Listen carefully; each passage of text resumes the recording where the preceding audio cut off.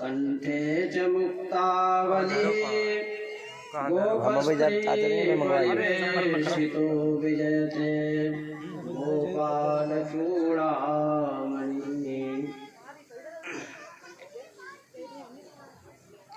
सभा में उपस्थित संत वृंद, आचार्य वृंद, भगवत अनुरागी सज्जनों, आज हम सब लोग जिस परम पावन सुकार्य के लिए यहाँ सब उपस्थित हुए, वो परम पावन कार्य गीता जयंती के उपलक्ष्य में, जिसमें आगे बढ़ के बनाओ हमारे त्रिपाठी जी जो गीता जयंती का शुभ कार्य जिनके द्वारा संपन्न होता है, संसार में हम सब लोग अपने कोई बालक का, कोई बालिका का जन्म दिवस मनाते हैं और उसमें हजारों लाखों रुपया खर्च करते हैं। कोई बिरला ही जो संत की, ग्रंथ की और भगवंत की जयंती मनाने वाला कोई बिरला ही, जैसे हमारे त्रिपाठी जी हैं, ऐसे कोई बिरला ही होता है। गीता जी का अवतरण ईसवी सन से 3100 वर्ष पूर्व आज के ही दिन एकादशी तिथि को गीता का अवतरण हुआ।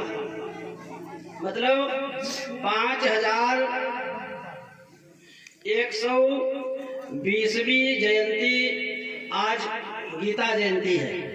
5120वीं जयंती गीता जयंती है। इस गीता जयंती के उपलक्ष्य में हम सब लोग उपस्थित हुए यहाँ। ऐसे इस गीता ग्रंथ में है क्या? जितने भी हमारे पूरे विश्व में, पूरी सृष्टि में जितने भी ग्रंथ बने, उन सब ग्रंथों को किसी न किसी की रचना माना गया। जितने भी ग्रंथ हैं, रामायण वाल्मीकि की रचना अथवा रामचरितमानस गोस्वामी तुलसीदास जी की रचना, अप्रत्यक्ष रूप में भगवान भोलेनाथ की रचना, रच महेश निज मानस राधा। भागवत जी के रचनाकार स्वयं व्यास जी। अन्य जितना वाङ्मय है वो सब किसी न किसी की रचना है। एकमात्र गीता ऐसा ग्रंथ है जो किसी की रचना न होकर के स्वयं भगवान के श्री ठाकुर जी के मुखार बिंदु से प्रकट हुआ। एकमात्र गीता ऐसा ग्रंथ है जो कि भगवान के मुखार बिंदु से प्रकट हुआ। अन्य जितना वाङ्मय है वो सब वाङ्मय किसी न किसी विद्वान की, किसी न किसी ऋषि की रचना है। गीता में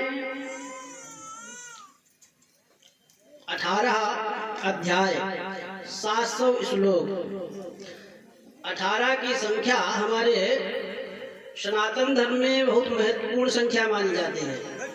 18 दिन ही महाभारत का युद्ध चला। 18 दिन युद्ध चला, 18 अक्षौहिणी सेना थी।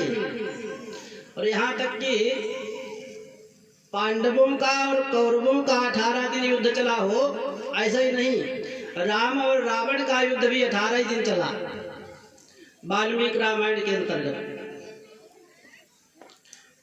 गीता नाम कैसे पड़ा? हम इसको गीता कैसे, गीता जो है स्त्रीलिंग शब्द है। फिर इस गीता को हम लोगों ने स्त्रीलिंग माना, विद्वानों ने, जबकि गीता शब्द संस्कृत वाङ्मय बनता ही नहीं है। संस्कृत में गीता शब्द नहीं बनता है। संस्कृत में गीत शब्द बनता है, और गीत शब्द जो है वो नपुंसक लिंग है। गीता शब्द कैसे बना? जितने उपनिषद पुराण, उन सबसे पहले एक गीत गाया गया, जो कि स्वयं ठाकुर जी के मुखार बिंदु से गीत गाया गया। वो गीत जितने ग्रंथ बने, पुराण उपनिषद, सबसे पहले वो गीत ठाकुर जी ने गाया, मुख पद्मादिन श्रुता। वो गीत शब्द जो है वो नपुंसक लिंग है। फिर हम इसको गीता कैसे मानते हैं? गीता शब्द की निष्पत्ति एक गीतोपनिषद है मास्टर साहब, गीतोपनिषद है। और उपनिषद को विद्वानों ने, ऋषियों ने, उपनिषद शब्द जो है वो स्त्रीलिंग होता है। अकेला एकमात्र गीता से गीता नहीं बना।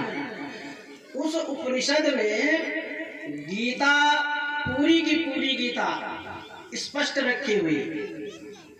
तो उपनिषद में विश्लेषण होने के कारण इसका गीता नाम पड़ा। गीतोपनिषद से गीता नाम पड़ गया। उपनिषद शब्द स्त्रीलिंग होने की वजह से इसको गीता कहने लगे। ऐसा धर्म ग्रंथ गीता, जो कि जिसका शुभारंभ धर्म शब्द से होता है। धर्म क्षेत्रे कुरुक्षेत्रे समवेताः युत्सवः मामकाः पांडवाश्चैव किम कुर्वत संजयः। प्रारंभिक श्लोक जिसका शुभारंभ धर्म से होता है। और विश्राम यत्र योगेश्वरः कृष्णो यत्र पार्थो धनुर्धरः तत्र श्री विजयोर्भूतिर्ध्रुवा नीतिर्मतिर्मम। मम शब्द पर विश्राम, धर्म शब्द से प्रारंभ और मम शब्द पर विश्राम। अनेक ऋषियों ने, विद्वानों ने गीता का सार बनाया। गीता का सार अनेक रूपों में चलता है, लेकिन दास का जितना अनुभव है, समग्र गीता का सार एकमात्र यही है, धर्मम मम। प्रारंभ का धर्म शब्द और विश्राम का मम शब्द। जीव के जीवन में धर्म ही सर्वस्व जब बन जाए, तब साक्षात गीता हमारे जीवन में उतर आए। जब तक ग्रंथ, हम ग्रंथ को माने और ग्रंथ की न माने, हम संत को माने, संत की न माने, हम भगवान को तो माने लेकिन भगवान की न माने, तब तक जो उपलब्धि होना चाहिए वो उपलब्धि नहीं हो सकती। गीता में ठाकुर जी ने कई जगह पर कई बार एक शब्द आता है, स्वकर्म और स्वधर्म। स्वधर्मे निधनम श्रेयः। स्वकर्म और स्वधर्म कई बार शब्द आता है। स्वकर्म और स्वधर्म दोनों की, स्वकर्म से स्वधर्म की संज्ञा बनती है और स्वधर्म से स्वकर्म की संज्ञा बनती है। जीव के जीवन में एकमात्र धर्म ही सर्वस्व है, और धर्म ही सर्वस्व जब जीव के जीवन में हो जाता है, तो फिर हम लोग जो कोर्ट में गीता की कसम खाई जाती है, गीता पर हाथ रख करके कसम खाते हैं, वो गीता की कसम कोर्ट में प्रायः झूठी ही कसम खाई जाती है। यदि यह गीता हम लोगों के हार्ट में, हृदय में उपस्थित हो जाए, हृदय में हम गीता को बैठा लें, तो कोर्ट में गीता की झूठी कसम खाने की आवश्यकता ही नहीं पड़ेगी। जब सब प्रत्येक जनमानस गीता का स्वाध्याय करे, गीता को हृदय में धारण करेगा, तो अपराध करने की आवश्यकता नहीं होगी, अपराध होंगे ही नहीं। और जब अपराध होंगे नहीं तो कोर्ट में जाने की आवश्यकता ही नहीं पड़ेगी। जो झूठी कसम खाते हैं, प्रत्येक जीव मात्र प्रत्येक व्यक्ति इस गीता जयंती के उपलक्ष्य में एक मन में संकल्प करें कि आज से हम गीता जी का पाठ करेंगे, गीता जी को धारण करेंगे। कोई संस्कृत नहीं पढ़ सकता है, हिंदी में पाठ करें। हिंदी में भी कोई यदि हिंदी भी नहीं पढ़ा है तो गीता जी को स्थापित करके अपने पूजा की अलमारी में उसकी नित्य आरती पूजा करें।